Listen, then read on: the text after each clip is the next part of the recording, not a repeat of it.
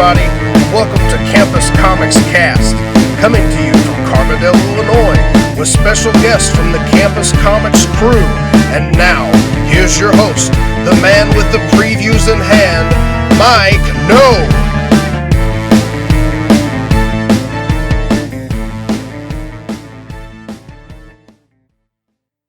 Hello and welcome to this bonus episode of Campus Comics Cast, coming to you from inside Campus Comics here in Carbondale, Illinois. Not gonna be going through the previews this time. We're gonna be doing that in a couple more weeks. I've got a new one in today, but really haven't had a chance to look at it yet. So much to Dan's chagrin, because you woke up already and freaking out that you hadn't looked at it yet, right? Yeah. But we're going to be talking about some movies and some Netflix stuff and maybe just some comic news. Going to go through a little bit of that stuff, and to help me do that. Oh, by the way, I'm Mike No, the owner-operator here at Campus Comics, and joining me tonight are Scott Reed and Dan Brown. The usual gang of idiots, to quote Mad Magazine, I guess. Sorry, guys, don't hit me. But little Foley theater there. But anyway, I guess where we want to start, so much stuff going on right now as far as movies. I mean, just within pop culture, geek culture, whatever. Just so much stuff coming out right now too. Yeah, and trying to keep up with it's just kind of overwhelming, almost like a full-time job, you could say, if you try to do that. But I think we've covered everything up to, finally, Dan and I got around to seeing Deadpool 2, so I guess we'll start there. Scott's been scolding us for a few weeks about not seeing it, because it's his favorite property, by the way, in case you don't know that. But we finally did get around to seeing it just a couple days ago, and I got to say, for me, I think I liked it a little bit better, I think, than the first one. What did you guys think? Everybody's been asking me how I feel like it compares to the first one. It's like, I don't know, I like them both. Mm-hmm. You know what I mean? It's hard. I don't know. It's kind of hard to compare them. I don't know. Right. Yeah. Even though it is better. The same franchise, to me they felt like really different. They had a different feel to them. So I feel like Deadpool 2 is more of a joke against a lot of things going on in the industry and in the superhero movies right now. Yeah. So and they even made deliberate references to that. You know, Deadpool, like, for a while was the top grossing R-rated movie. Yeah. Right. And then it was beaten by, it wasn't beaten by Logan, was it? No, it was beaten by something else. But anyway, of course after Deadpool, you know, one of the things that happened with the Logan movie is that they upped the language really for no real reason. Mm-hmm. But then you go into the Deadpool 2 movie and they are commenting on that. And so there's a lot of social, I don't know if social commentary is really the right way to word that or not. Right. Mm-hmm. But there was a lot of comments about things like that were going on, which were, you know, really quite funny. Mm-hmm. Yeah, and I mean, Deadpool pokes at a lot of current movies and DC and different things, but they poke right back at Deadpool too. Yes, that was really nice. Deadpool also. Yeah, but like, they aren't saying that they're too big for this either. You know, and I appreciated that watching it. Yep. Yeah, no, I thought it was a lot of fun. To me, the jokes to me landed a lot better with me for some reason. Yeah. I thought it was a lot funnier. Mm-hmm. You know, maybe it's just more my brand of humor, I guess. I don't know. I guess it's preference, but I thought the jokes were funnier. It was over the top, which is what you expect, of course, you know, but I just thought, all in all, I really thought it worked quite well. Yeah. We're going into spoilers. Oh, absolutely. Spoilers. Yeah. Before we go any further. But yeah, a lot of, like, it'd been out for a few weeks before I could see it, but thankfully I didn't have anything spoiled for me. Mm-hmm. So it was a lot of fun seeing that, like, you know, the character in the prison. I was like, well, watching the movie, I'm like, oh, that'd be really cool if that were Juggernaut. Mm-hmm. But I'm like, I didn't hear about Juggernaut being in this movie, so I didn't think anything about it, and it was. So that was pretty nice. That was the only thing pretty much that I did have spoiled for me, is I knew that Juggernaut was in here. But of course, I can't. You can't. I can't complain. Doing what I do for a living, I can't, like, don't talk about that in here. You know, I can't really do that. So. But again, that just kind of goes to some of the course correction they're doing with the Fox stuff. You know, Marvels. You know, we had Juggernaut as Vinnie Jones in X3. Yeah. You know, I like Vinnie Jones as an actor, but it wasn't the best part. And definitely not the best X-Men movie. Right. So, you know. Well, they ever do bring, and I really hope that they do not bring Deadpool into the Marvel Cinematic Universe. I am completely fine with Deadpool in his own little universe, but I do not want to see him as part of the Marvel Cinematic, and I really don't want to see him as part of even the X-Men films. Right. I want him to be his own separate thing, no continuity ties. Just it can be. I feel like joke. just like a real tangential connection, kind of what they're doing now with the X-Men movies with him. Where they did have the scene where they're making the joke about the X-Men not being there. Right. Yeah. You see him real quick. It's a good laugh. It's a really funny moment in the movie. I think you could do, and you could have him referencing what's going on. But I don't want Deadpool in an Avengers movie as part of the team. No, absolutely that not. kind of thing. Yeah. And just let them do their own thing with this one too. Not everything needs to be super tied in. No, that's what I feel about it too. And as much as I despise Deadpool in the print material, I really have enjoyed actually both of these movies.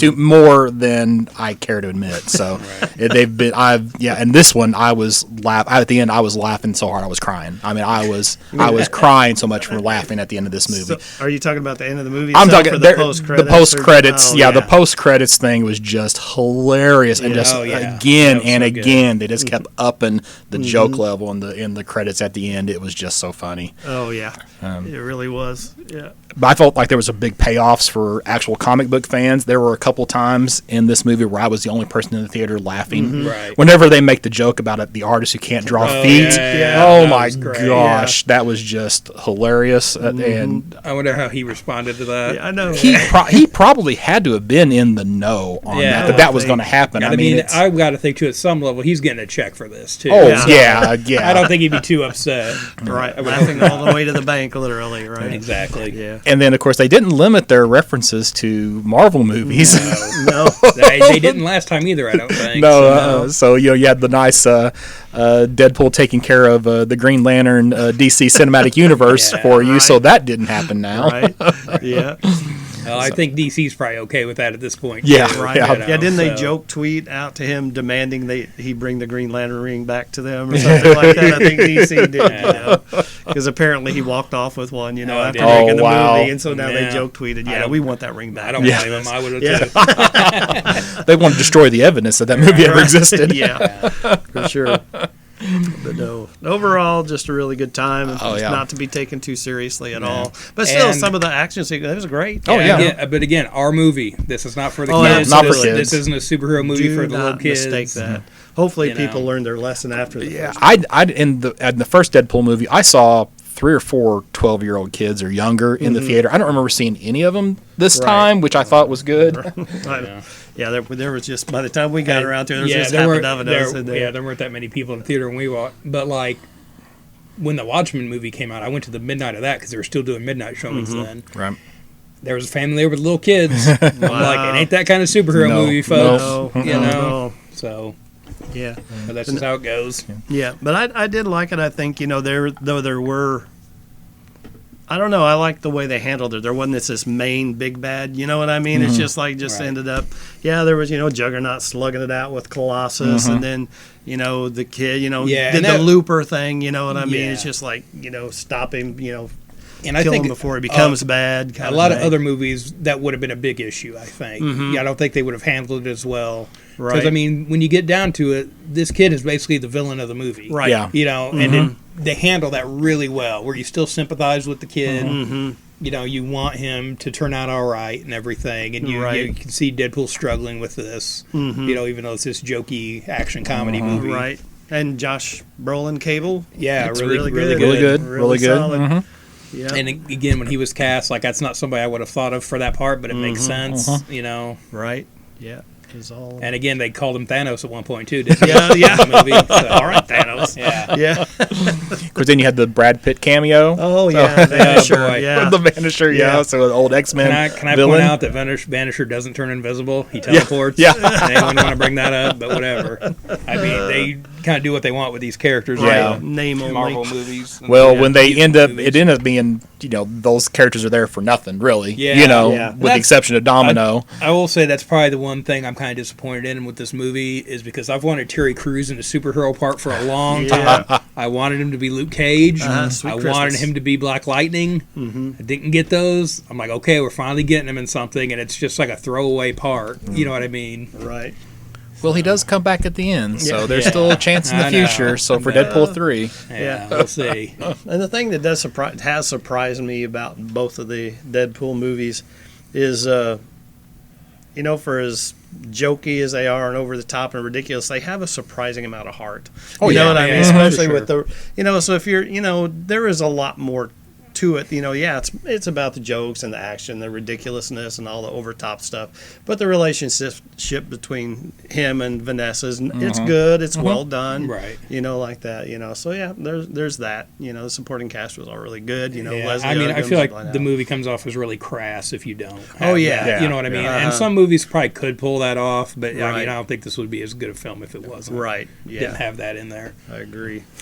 I will always complain about the language in the Deadpool movies. I just think it's a little bit over the top and like it was in Logan, and I think that sometimes to me that's a sign of lazy writing. However, there is one song in the Deadpool movie that does not work without the unnecessary language. Right, yeah. So I'm not going to repeat any of that song, but That was nice, and that took me a second to pick up Yeah. on in the movie because it's that kind of choir song. That usually they can, I've heard this too. Some places they'll just sing nonsense or they'll sing people's names and you don't pick up on it. Right. And so it takes you a second because you're not used to tuning into that kind of thing, and they're like, "Wait, what'd they say?" Yeah. So that was a lot of fun.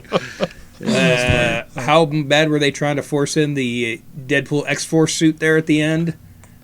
Oh, He has the gray. gray. Oh, yeah. because he's covered in Dust. ash. Ash, okay, yeah. That was kind of a neat thing to throw in. Yeah. And it's like lots of pop culture references, even 80s. I mean, we had the whole "Say Anything" scene. That's another one of the scenes where I was like the only person laughing in What? the theater. Yeah, That's a judgment on the people who were in the theater. I think it took some people a minute or two to get what was Right. going on, or not a minute, but Yeah. I mean, until he was actually standing outside, I was laughing before you saw him Right, standing yeah, outside okay. holding the jukebox or.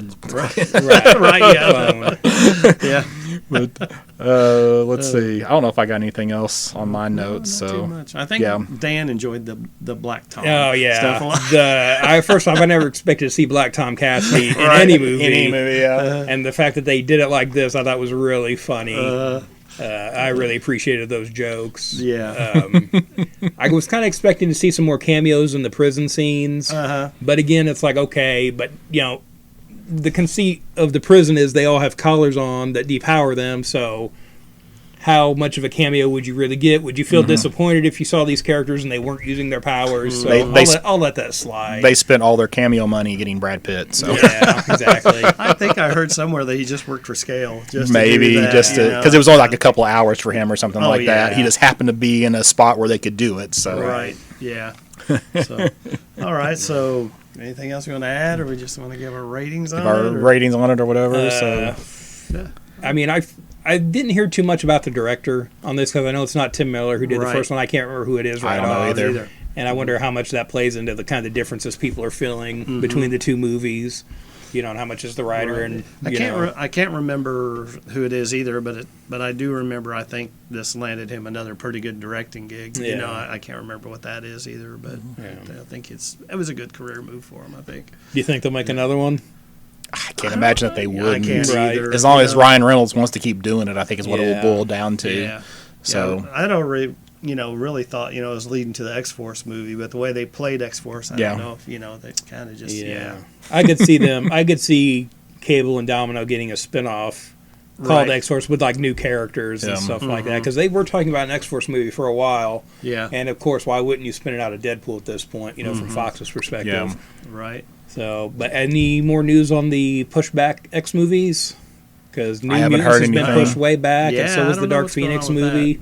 Yeah. Because New Mutants definitely should have been a few months ago. Yeah. well, you they think were that's doing got anything to launch, do with the potential sale? I mean, that maybe that's why they're pushing it back. I guess. You have it to push back an entire movie. Yeah. 2 movies. Well, I guess You it know. would be income for whoever purchases them, though, if Right, they that's wait a true. little bit longer before that happens. They were saying too, like a bunch of reshoots on New Mutants though too, like adding a character reshoots. Oh, really? Wow. Yeah, that's what the That's last not a thing good I sign. heard. So, I mean, a couple movies have come out recently where you hear rumors of pretty big reshoots, and they've come out okay. So I don't think that's always necessarily a death knell for a film. As long as you can not to tell specifically which Right. scenes are the But reshoots. I mean, it doesn't look good for a movie for No. sure. You never want to Yeah. hear that, but I don't think it's always the end of one. Absolutely not. For sure, death knell. Huh. Yeah. So, Well, so I give it a very fine minus, primarily just because since it's a comedy, a lot of times the jokes aren't necessarily going to be as funny the second or the third time that you watch it, so it doesn't have the staying power. I don't feel like it's going to have the staying power as some of the other Winter Soldier, Black Panther, some of those other superhero movies, but it's still a really solid movie. I do not regret watching it, and that's even if it is Deadpool. So yeah, a very fine minus for me. I'd probably very fine for me. It's not the greatest thing ever, but I had a lot of fun watching it. So yeah, it's solid. It's solid. Yeah, I'm gonna go very fine with it too. I would have went near if they hadn't mishandled Terry Crews probably. But yeah, I really liked it. I was laughing in the theater. It's kind of the point. So it definitely hit its mark with me. So right. All right. You want to move on to the next one? Yeah, let's go ahead and do that. And this one I'm going to have to opt out of because I have not seen this one, but Dan and Scott have. Yeah. Who? What, Dan and What's your name, boy? Don't you lie to me. But that's the latest entry in the Star Wars cinematic outing, Solo. And again, I haven't seen it, and I really don't plan to until I don't have to pay for it. Like if it's on Netflix or something like that, I'll watch it. But it's not something that I'm planning on seeing in the theater, so I'll just sit back and let these guys have it. That one. You want to start? You want me to start? Whatever. Well, how do you feel about it, Scott? Well, the problem for all of the Star Wars movies now is that for me, Rogue One has set such a high bar for what a Star Wars movie can actually be about that most of these other movies are kind of falling short, and I think Solo definitely did not meet the Rogue One bar. So now, that being said, it was still a decent movie. There was, some, and I guess probably won't be as heavy on the spoilers for this one, but we get some history of like why the Millennium Falcon has the personality that it does. There's the whole Lando pseudo love interest with a robot thing was just weird. I just do not get that part. I mean, it ultimately was for the personality of the Millennium Falcon, but I did not care for that part of the story at all. Also, you get introduced to some characters, and it's the lady from Westworld, and I cannot remember her name. That's Woody Harrelson's partner, Tandy. Yeah. Well, regardless. Yeah. But she like I said, we said spoilers, so she dies fairly early in the film, but there's no emotional attachment to that character because she dies so soon. Right. You don't know why you should care. You don't know how long her character and Woody Harrelson's character have been together. So there's just a lot of things in this film that just kind of missed the mark for me. Yeah. So I mean, it was still decent. I don't regret seeing it. I'll watch it again at some point. But when a lot of people who are my age, Han Solo is their character, right? So this didn't really feel like we wanted a whole lot more from a Han Solo movie than what we got. I think is what it boils down to. So I really liked the film. I think some of your complaints that I'm hearing are, and part of the advantage of Rogue One is that Rogue One is self-contained. Mm-hmm. Yes. And I was talking to a coworker about this the other day. It's like I feel like it's just sort of casual viewing. Like I think long term, I'm gonna throw in Rogue One more often. Yes. Just because I can watch the whole story. Mm-hmm. It's not part of a trilogy like the other Star Wars films are. I feel like Disney was probably at a certain point was probably hedging their bets on this and saying, "Hey, we can do sequels of this. Let's not give everything away on this first film." Right. I think part of that's hurt them now. Mm-hmm. And we can get into the box office and how it's done and everything. But I feel like that's part of the issue, that we do have the thing of, we had two directors on this film. Yep, there you go. We had Miller and Lord, the Lego guys, on it for so long, and then we had Ron Howard come in, and so it's like, okay, what's him, what's them? How well did these flow together? How much did Ron Howard come in and change? I heard it's supposed to be a lot jokier than what we got. Were they afraid to do that? Are we getting to this thing of, it's really apparent with the Marvel movies, where we've got higher-ups dictating what the tone and feel of these movies are going to be because they're trying to make X amount on these movies and tie everything together, instead of having a creative voice come in and maybe bring something new to the show. Mm-hmm. You know, I mean, the actor who played, I probably should make it a point when we're going to talk about these movies to look up actors' names. Right. But the actor who played Han Solo, I thought he was fine as Han Solo. Right. Is it okay? So Glover, that was Lando. yeah. Yeah, So Donald Glover. Okay, he was very solid as Lando. Yeah. Amelia Clarke, I didn't care too much for her character. Is She was she just the kind of first- there. Is she the first female character in a Star Wars film to have a regular human haircut? I don't And know. it seems like they always kind of go out of their way to do a little something different, so it doesn't look like they're from Earth or whatever. I feel like she might be the first one I've noticed anyway. I'm sure there's probably some background character someone will correct me on now. I'm not personally a big Woody Harrelson fan, so he hadn't done anything good since Cheers, as far as I'm concerned. So he's not ever going to be a positive on a movie for me. But I feel like there's a lot of moving parts to this film, and again, to what you were saying, I feel like the Lando and the droid relationship, you need weird. a lot of backstory on that to make that real. And this isn't a Lando movie. No. And I think that kind of hurt the storyline. There's the Lando Double or Nothing miniseries out right now for Marvel that's kind of going into that a little more.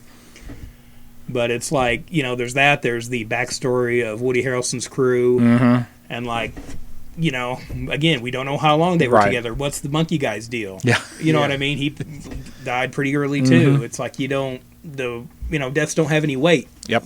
When they drop that early. So. Yeah, but it's okay. I mean, it's again, all right. I enjoyed the movie. I'll definitely watch it again. Yeah. I liked it better than Last Jedi. Not as much as Force Awakens. See, I definitely think- not as much as Rogue One. I think that's the other problem with this is like Last Jedi had such a mixed review, and it was just 6 months ago. Yeah. yeah. We don't get the year like we've been getting with these new films, and I think that's part of what's hurting the box office on this film. I think the film doesn't deserve the box office it's been getting. No, it should be better. I think they'll probably blame Solo for some problem with the film when I think it's probably mostly on Last Jedi's shoulders at this point, just because of the mixed reaction that film got. Yeah, that and the time, like you said, Yeah. if you'd have waited that other 6 months, people have been maybe Itching ready for some ready Star for Star now. Wars. And Yeah. you've got Infinity War, Deadpool, Solo. Yeah. Now you've got Incredibles out now as we record this. Jurassic World. Yeah, Jurassic World. It's like you got a lot of nerd movies coming down the pike at the same time, and it's probably Ant-Man Wasp not too far in the future. Yeah, Next so- week. Right. it's probably not helping anybody really. I will say though, one of the saddest scenes I've ever watched in a movie is in this film. Really? I'm looking for it. I'm trying to figure out what it is. So. When he's in the pit with Chewbacca. Oh. When I saw Chewbacca, when the reveal is him kind of tied down there in the mud, I got really bummed out watching that. And I don't know, it's probably just like the dog thing Yeah. with Right. that character, but I got really bummed out when I saw that in the theater. Well, I won't go that far with that scene, but right. And speaking to things we wanted out of this movie, I thought for sure we'd get an explanation of the life debt that's been such a part of their story. Yeah. And they don't reference it. Okay, maybe it could have happened off screen. It may not need to be a spoken thing, but it was something. We had the Kessel Run in here, so I just assumed that would be something we'd get in this movie. Yeah, I hadn't even really thought about that. So, Yeah. of course, I'm trying to think now if they've even talked about the life debt in any of the I don't think so. I think it's films. just like an EU thing. So then maybe they're not. Yeah. That doesn't Acknowledge it, have anything just anymore. So, canonized or something. yeah, I mean, you But it is part of the story with those characters.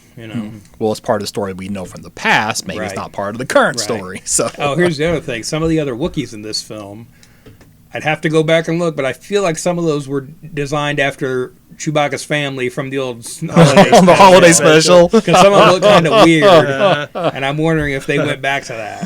we can hope not. That is one thing that could not be canon and nobody would care. So, Yeah, George Lucas would be fine with that. except We for all the forget it. Boba Fett cartoon that's in it. Right. So, so well, I gave it like a fine minus. I mean, it's okay. It's better than Last Jedi. It's not one that I'm going to go back and watch again and again. But I will watch it again at some point. After it comes out, I'm not going to go back to the theater and watch it again. But and my son loved it. And he went to the show and saw it 3 times. Wow. So I'll give it a near mint right now. Woo! I tell you right now, though, Really? Wow. if we don't deal with what happens at the end of this movie, though, that grade's going to go down. Oh, yeah. Because do we want to talk about that? Or really over. So you would watch this over Deadpool 2?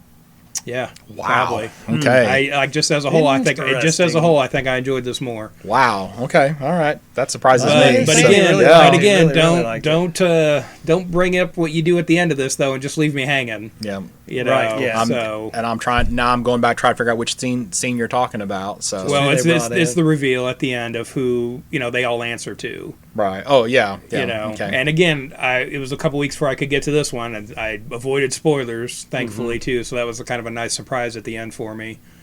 But again, don't bring that up and just walk away from it. Like, Right. don't say we're not doing another solo movie because this one didn't do well enough, yeah. and don't deal with this in something else. You know what I mean? So, All right. Moving on. Moving on. Moving on. What's Yeah. next? I think the next thing we wanted to talk about is the. I don't think we talked about the first 4 episodes of this Netflix show, The Toys That Made Us, that just talks about different toys that really impacted pop culture and collectors and nerd culture and in general. But we are going to talk about these the second 4 episodes that just came out a few weeks ago, and I think we've all watched those now. And each episode, if you haven't watched this, it's really entertaining. It's good, just information. It's just fun to know these things. It's nice geek culture documentaries. Is Yeah. what it really is It's to really what me. it boils So down yeah. to. And even Yeah. if the particular topic is not a topic that you're interested in, you can still learn stuff from those Yeah, and why 'cause, why other people are into certain things. Right, So, like, yeah. I don't collect Barbie dolls, but No. that was a good episode. It was Yeah. a really good episode. That surprised There's a me. lot of dirt on Barbie, you might not know. Yeah, it's interesting. I never really think about all these things, and think about Right. the infighting and behind Yeah. the scenes and the dirt that was going on. But yeah, that was one of the. I think what was the first 4 season was like He-Man, Star Wars, Barbie, and G.I. Joe. Yeah. Yeah, which were huge. Every one of those is huge.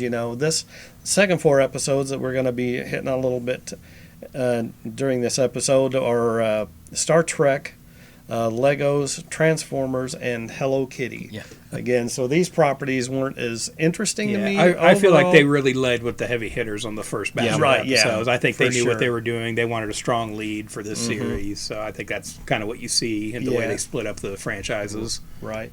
And it's not that these. I still enjoyed these. Yeah. I Oh, still yeah. enjoyed them. It's just that I don't think there were as, with the exception possibly to me of Transformers. That they weren't as big and as influential. Again, a lot of this stuff is.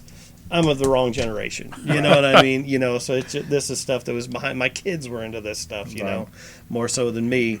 But the one that I did find interesting, because we were even talking about it before. We might have hit on a little bit before in a podcast. Was Star Trek? How in the world are they gonna have Star Trek toys ever been big? Yeah, You know? that was my thought too when they Yeah. announced what the episodes were. Yeah. But the way they handled it, I thought was interesting, because mostly it focused a lot on how they tried and kept trying and failing. I will say too, don't watch that episode with your dog. Because when they start doing those sirens repeatedly over and over, oh boy, Communicator. yeah. I bet. I had to yell that everything was fine quite a bit Oh, poor on Andy. that one. Yeah. Well, for comic book readers, to me, the best 2 episodes to watch are the G.I. Joe episode and the Transformers episode, because you actually get interviews with people at Marvel. Yeah. Jim Shooter and Larry Hama, and most people don't realize that all those characters got their names from Marvel Comics, not from the toy manufacturers. So all their personalities, their backstory, everything came from Marvel. So Yeah, I had no idea about Transformers, but that cold open scene that they're doing like that, and it's just like Oh, this yeah. guy portraying Jim Shooter. I've got the backstories, I've got the main characters' names, and he gives it to the other guy. I don't remember the main Bob, Budiansky or Budiansky, something. yeah, like that. yeah. Yeah, and all that stuff and how they developed all that. I had no idea No. that was Oh, that yes. started at Marvel. Yeah, so that was to me the most. Those are the 2 best episodes for comic book fans. Are those 2 episodes? So Gotcha. now I also like the Transformers episode. Here's my chance to talk about Micronauts. So of course there you go. I did not realize that really Transformers came out of Micro Man, which Right. became Micronauts, and then it also was tied directly into Transformers. So there you go. That was pretty interesting to me. That's really piqued my interest in that episode. So. Yeah, but then again, it's just interesting to see how these things kind of to start and talk about Transformers. We had we did get to see Here's the other thing. Yeah. Is that him in the documentary? I wondered about that. we might know somebody that was on one of these episodes. Yeah, we might know them better. I won't say that. Yeah, but no, we did. We were. I don't know. We were set up at the Metropolis SuperCon. We talked about that last episode. But one of our table mates in that room there was an actor and puppeteer and everything like that, who was part of the promotional team, that worked on getting Transformers into the shows. So yeah, it was interesting that they did have that picture. It's exactly what I thought. Is that him in that suit? Yeah, because he said Starscream was one of the characters he portrayed. Right. So that might have been him. Yeah. So that was kind of interesting. And again, I hadn't watched this yet by the time we were there to ask him. Mm-hmm. Yeah, true. So. He may not have been aware of it either.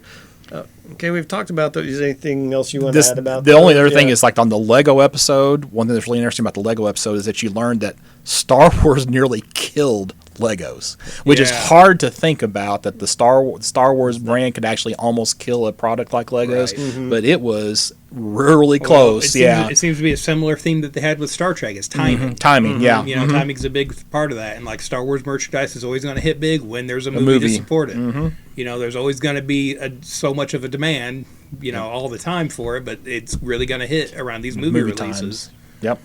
So yeah, they're definitely great documentaries. Oh, they are. They're very fun and interesting. So if you're a fan of these particular properties, just toys in general, and just, kind of curious about marketing and how things, do make it to market and what it takes to, there's really something pretty interesting for, pretty much anybody, I would think. Yeah. The only thing that I don't get Hello Kitty at all. I know I'm not the market, I'm not the market, but I don't understand, it's just an image, right? It didn't seem like there was a lot of stuff to back that up. It's just like, here's this cute little kitty face, and everybody. Right. Well, then they go in and talk about the hundreds of other characters. Yeah. And I was on vacation last week, and we're in Mackinac City in Michigan, and there's this shop, and they have all of this Hello Kitty stuff. It's like, oh, I remember that character, the egg yolk character.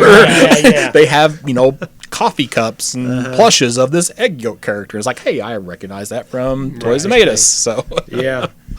Definitely huge, and a lot of money has been made off that character, but it's just one of those things, again, not being you don't realize the impact. These are huge. One of the things that I thought was interesting too about the Hello Kitty one was they go into the celebrities and how they wear the jewelry and that kind of stuff, and they say that they do not have any formal relationships with any of these celebrities. I'd always assumed that there's probably some kind of marketing thing there, or they made a deal with somebody. Yeah, and they say that this is all fan based.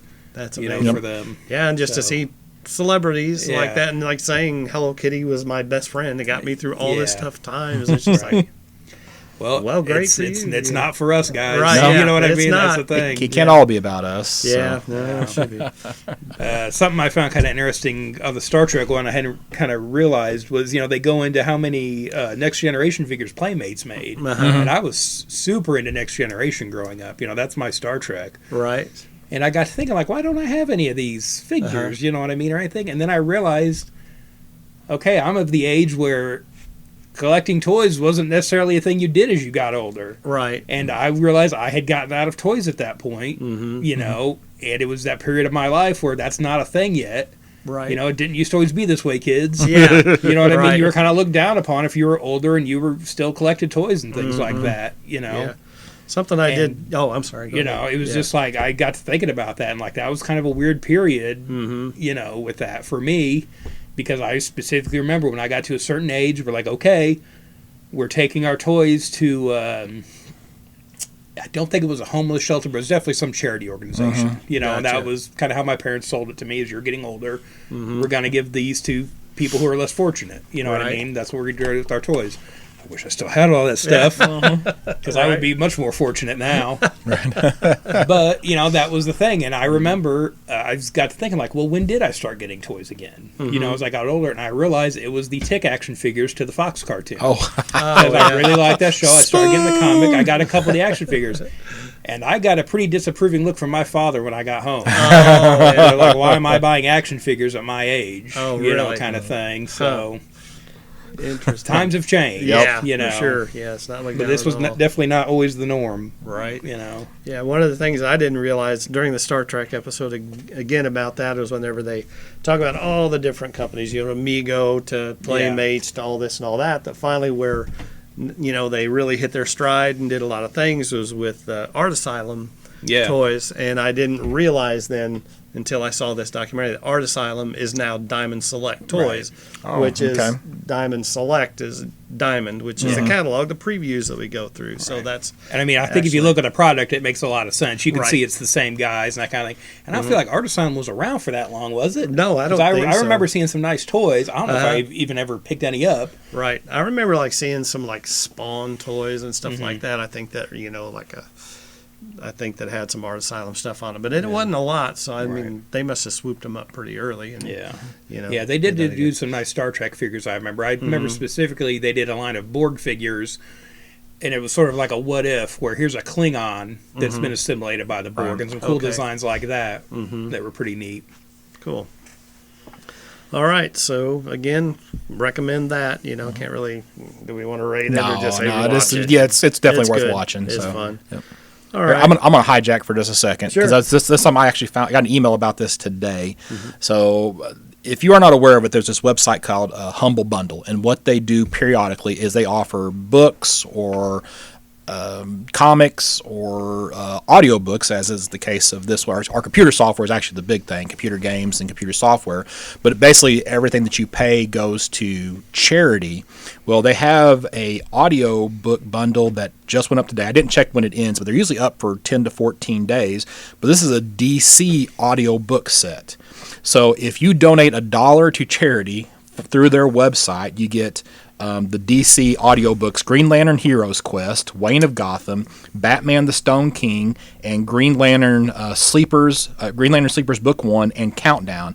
If you donate $8, you get to add DC Universe Last Sons, The Flash Stop Motion, Wonder Woman Mythos, It's Superman, Green Lantern Sleepers Book 2, JLA Exterminators, Infinite Crisis Books 1 and 2, and for $15, you get DC Universe Trail of Time, Batman Dead White, Batman Inferno, Enemies and Allies, Superman The Never-Ending Battle, Green Lantern Sleepers Book 3, Final Crisis, and then 52 Books 1 and 2. Now, these are not digital comics, these are audio books, but I've not read any of these, so I'm thinking about picking them up just for the sake of having something to listen to from time to time when I have nothing else going on. But I just wanted to let people be aware of that if you're into audiobooks, it's something to check out, and you can get almost looks like 20 or more audiobooks for $15. And if you don't like the charity that they are supporting with this, you have the option to select a different charity as well. So I just wanted to throw that out there. No. I think I have some of those books, and I don't think I've read them now that we're going over that list. Yeah. I didn't even realize the DC had this many. So,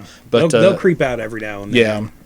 So I'm probably going to get it just to have them just there in case I'm ever, mowing the yard and need something to listen to or something like that. So it's pretty nifty. So just want to throw that out there. Thanks.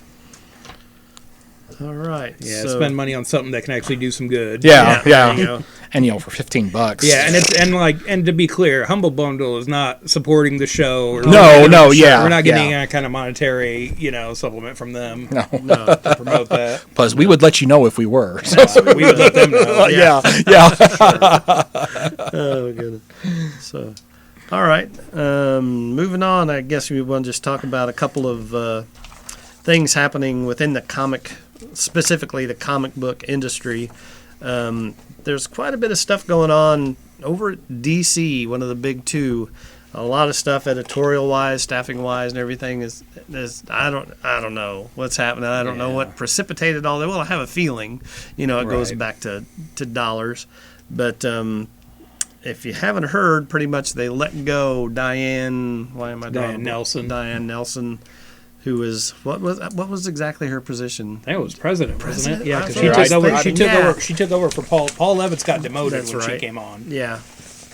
So I had it down here someplace. Right. Keep going. Yeah, but she's president, and one of the casualties of that, president. I don't know how I feel about that, was Jeff Johns.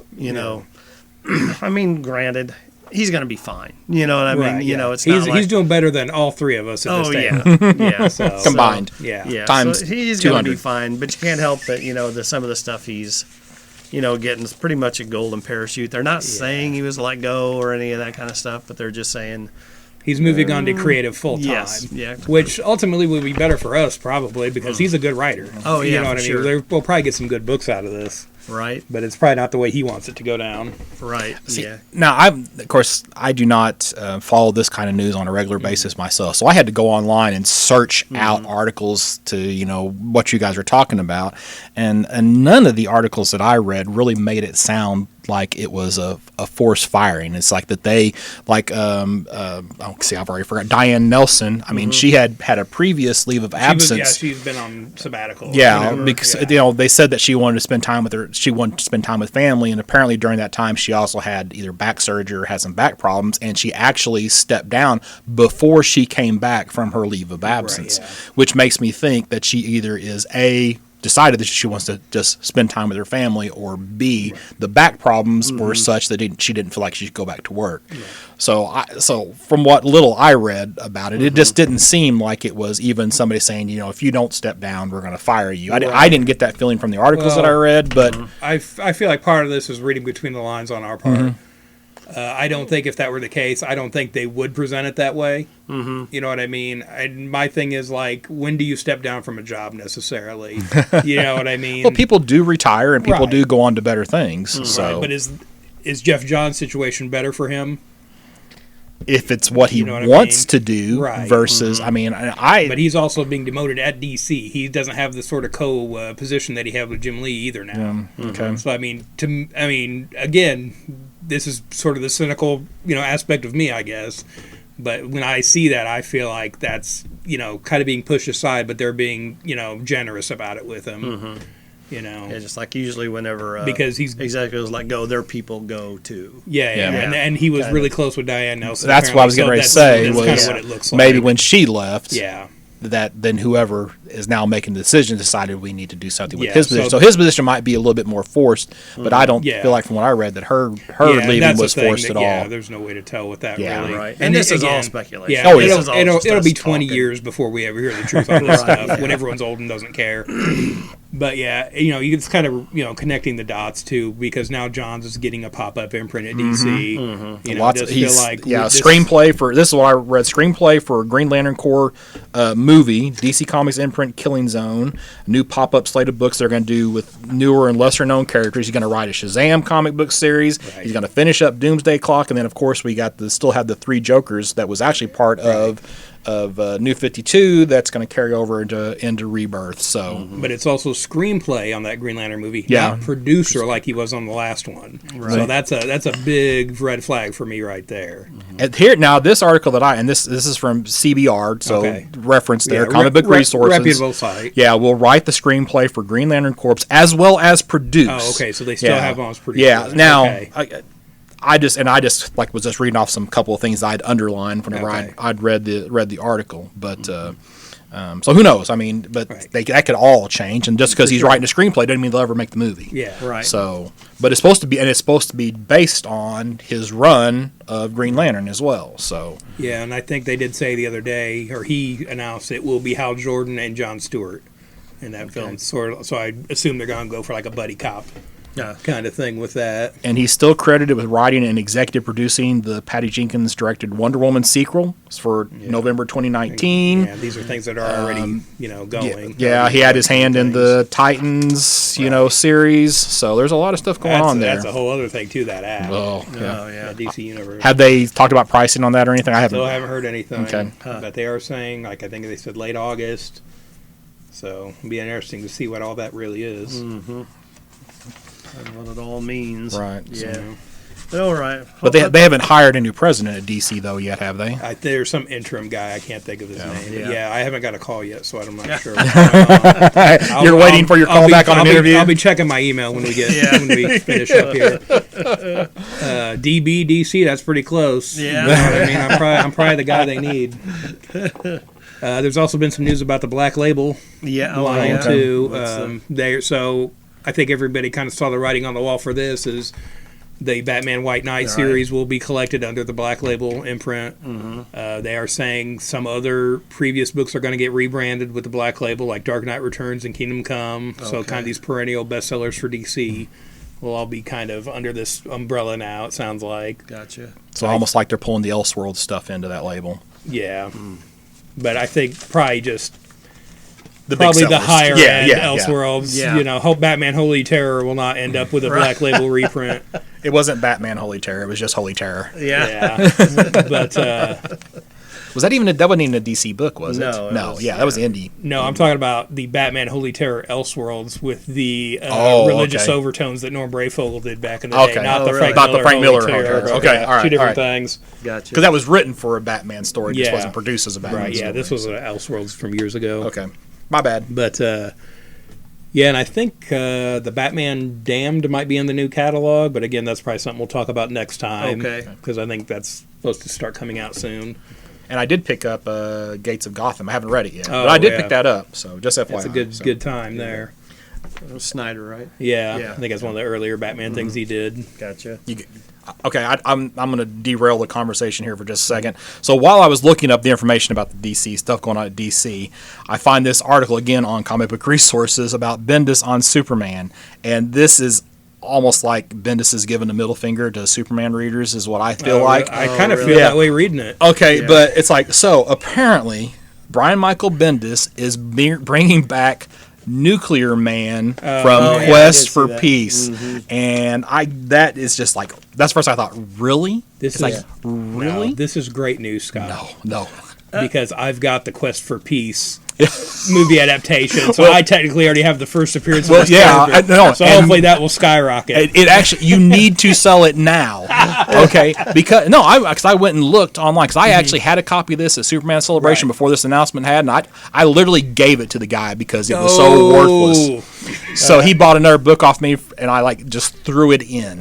So whenever I went online, there was only one copy of this book left on eBay, and now it's up to a whopping $4.25, but that's about 425 times what this book is actually worth. Right. So yeah, if you have a copy, now is the time to sell it. And so I'm dead serious about that. So, but I cannot believe that to me is, I don't think Bendis is going to last very long as Superman. I don't think I'm going to last very long on Superman, to be honest. Really? Yeah. I'm just not. That's too bad. After as well as that stuff was received. I think that's part of it though too. Is like we hyped it up and we talked about it for quite a while on here too. It's like everybody got really excited for this. Right. So far, it's been pretty lackluster for me. Yeah. Well, and I think a lot of it ties in and I guess this kind of goes back to Jeff Johns a little bit, but all the negativity about the DC cinematic universe, Yeah. all right, has been about how it's been so much darker, and now.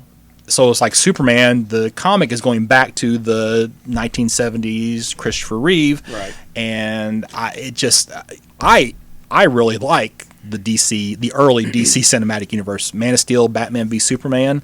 I think those, and Wonder Woman, I think those are excellent movies. And now that they've started lightening them up a little bit, I think they're going the opposite way. I did not enjoy Justice League anywhere near as much as Man of Steel or Batman v Superman, and I know I'm in the minority of that, but I'll take those movies over Superman 1, Superman 2, Christopher Reeve any day. I just prefer them significantly over this cheesy Superman that we had from the 70s and early 80s. I just don't care for that. Right. Yeah, I don't know. I feel like, as far as the Bendis stuff goes, I feel like John Byrne swept a lot of that stuff away in the 80s in a book called Man of Steel. I don't feel like you're moving forward when you bring that stuff back. It's fine to throw in a nod to that. Everybody loves the Christopher Reeve Superman. I get it. But it's like, this is not what I want to read 40 years later. Yeah, it's not a sensibility that works today. Yeah. Really. I'm still surprised they have the Crystal Fortress of Solitude too. That keeps popping up. You know, we've had different versions of it since. It's kind of weird when they go back to that, but it is what it is. But anyway, I just couldn't believe it when I read that. I was just like, really? Yeah. Really? So yeah, I don't think he's going to last 10 issues. There won't be any 150 Ultimate Spider-Man. What's that? You don't think it'll even get to 12? I trades? Well, okay, sure, 12. All right. So really is the first. It depends on how long the story arcs are. Let's say 2 story arcs. Mm-hmm. So we'll give him 2 stories. I bet they move on to somebody else. Yeah, it really seems like, just no more than I looked at this catalog, it really seems like they're really more interested in getting a lot of the other Bendis stuff out there, out there, with like, is he doing that Pearl? Is that Pearl and then bringing the Scarlet character back, and stuff like that. It just seems like really that's why he wanted to, come over, or they wanted him to come over. And we talked about that in the last previews episode, where about I thought they might be hedging their bets. So, but Dan pointed out that was part of the pot to get him over there was to, hey, we'll also give you come write Superman, we'll also get your other books, your books out there and printed and stuff like that. So, do we want to talk about the other stuff Bendis is going to be doing for DC? I don't know what else, so you have to enlighten us. Yeah. All right. So it was announced DC will be producing a line of 100-page specials that are only available at Walmart. Right. Yep. Okay. Yep. So I think a lot of people in the comic book retail community are going to have an opinion on this. Yes, I do. Well, I do because I do not shop at Walmart. I have not been in a Walmart store for over 10 years, probably even longer than that. So. Really? Yep. That's a feat in this area. Yes, it is. So yeah. That's intentional, I take that is very deliberate. Yeah. Gotcha. Gotcha. But yeah, when they, I don't know, I can see good coming from it. I don't know. It's just so weird, this goes back to the 90s, I guess, when Walmart stopped selling comic books, period. You know what I mean? And they still had some stuff in there, but to hear, that, it's not really concerning, and actually I can see some positivity for it, like these stories I would obviously think a lot of this stuff is going to be aimed at kids or people that aren't going to come to a comic shop anyway. Yeah, more casual customers. And look at this, check it out, it's a comic book. And what this consists of, they're going to be the 100-page spectaculars, like Dan said, and like 88, probably about 60 pages of it's going to be reprint. There's only going to be, what they say, 12 pages of original content. Something like that. 12 pages but of the content. original content they're getting is Brian Bendis and Tom King and some A-list creators on these books. Yes. And you can't get them through previews? Nope. Yeah, so it's going to be 12 probably pages. The only time we talk about it on this podcast. Yeah. 12 pages of exclusive content. It's going to be, they're flipping it, right? Isn't it Tom King Superman and Bendis Batman? Oh, is wow. what it's going to be. And those are going to be stories that are maybe we'll finally get a good Superman story. that are going to be to those. But then it's going to be filled with reprints from, I guess, all different eras. The New 52 to this and that to fill those out. So you're probably going to get 12 pages of new content that's exclusive to Walmart. They're going to do...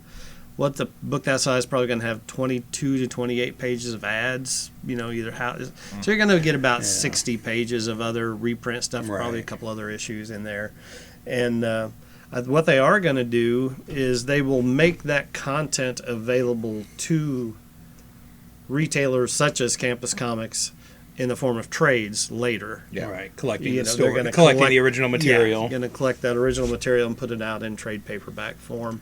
That can be picked up at the regular comics retailers. Yeah. So after this announcement, I realized what we saw last year at Walmart makes a lot more sense now, where they were doing the 3-packs for $5 of DC Comics, and they had the whichever issue was out front on the package had a new cover on it. Oh, okay. Where it didn't have a price on the cover, and usually the logo was colored different or something. So technically, it's a variant cover that you could only get at Walmart. But I'm looking at it now, 3 issues, $5. I feel like this was them putting their toe in the water on this project. They were probably feeling things out to see if this would be viable, to make the effort for these 100-page issues that they're going to be producing. But you said you'll be picking them up, which I understand, but you're going to have to be out there the first day. Yeah, or they're going that's to the get thing. beat.